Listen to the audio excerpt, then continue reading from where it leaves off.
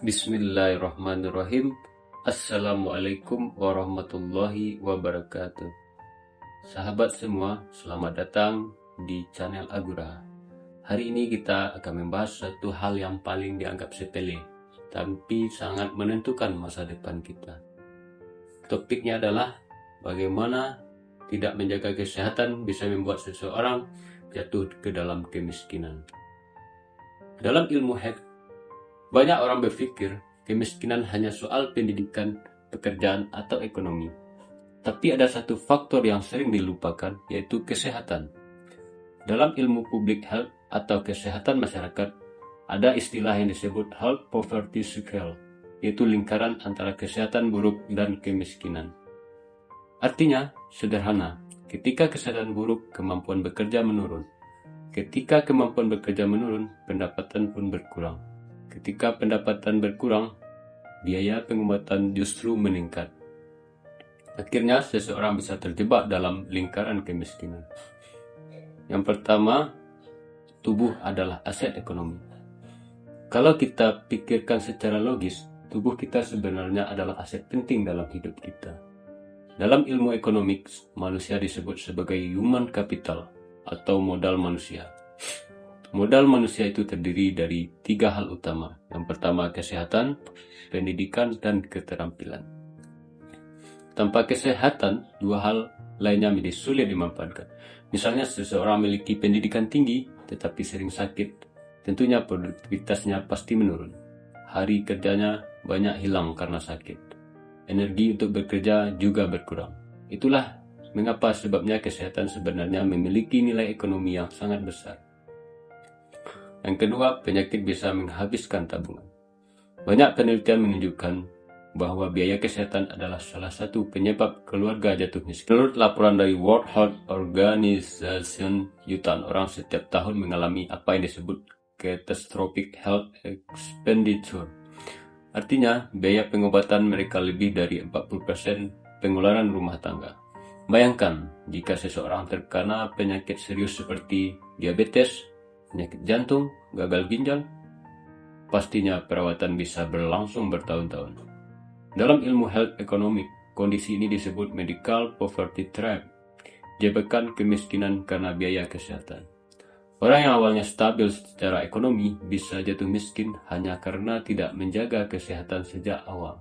Kesehatan yang sejak dini karena dibiarkan tanpa adanya cek kesehatan dan perawatan diri yang diperhatikan.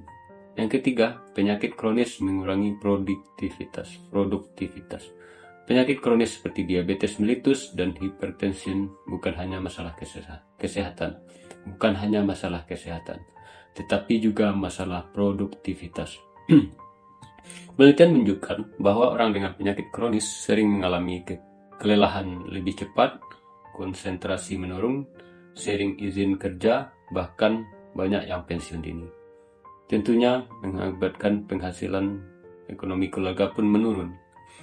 Dalam skala negara, para ahli di World Bank bahkan menyebut bahwa kesehatan masyarakat berpengaruh langsung pada pertumbuhan ekonomi suatu negara.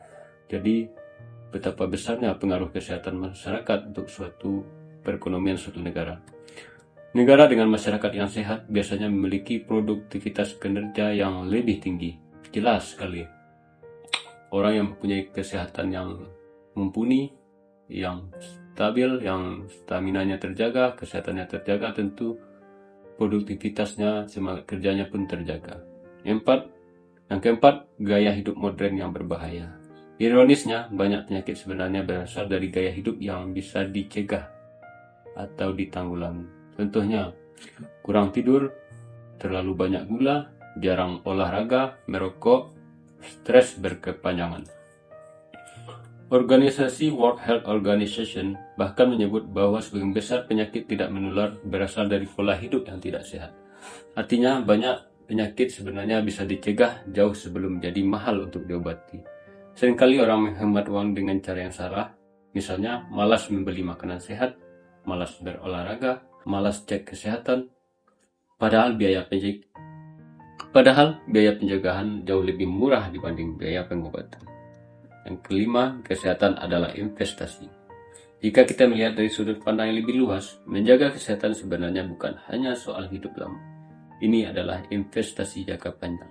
Sama seperti kita menabung uang di bank, kita juga harus menabung kesehatan di tubuh kita. Caranya sebenarnya sederhana. Yang pertama, tidur dengan cukup, makan makanan yang bergizi, yang sehat, olahraga rutin, mengelola stres. Jangan sampai stres ini merusak pikiran dan tentunya merusak tubuh kita. Dan melakukan pemeriksaan kesehatan secara berkala. Kebiasaan kecil ini mungkin terlihat sederhana, tetapi dampaknya sangat besar dalam jangka panjang. Jadi sahabat semua, dari pembahasan ini kita bisa memahami suatu hal penting. Kemiskinan tidak selalu dimulai dari kekurangan uang. Kadang kemiskinan dimulai dari ketidakpedulian terhadap kesehatan. Tubuh yang sehat membuat kita lebih produktif, lebih fokus, lebih kuat bekerja, dan memiliki masa depan ekonomi yang lebih baik. Dalam ajaran agama Islam juga mengajarkan untuk kita selalu menjaga kesehatan. Contoh yang diajarkan Nabi seperti bersiwak. Bersiwak itu merupakan sama dengan sekarangnya menggosok gigi.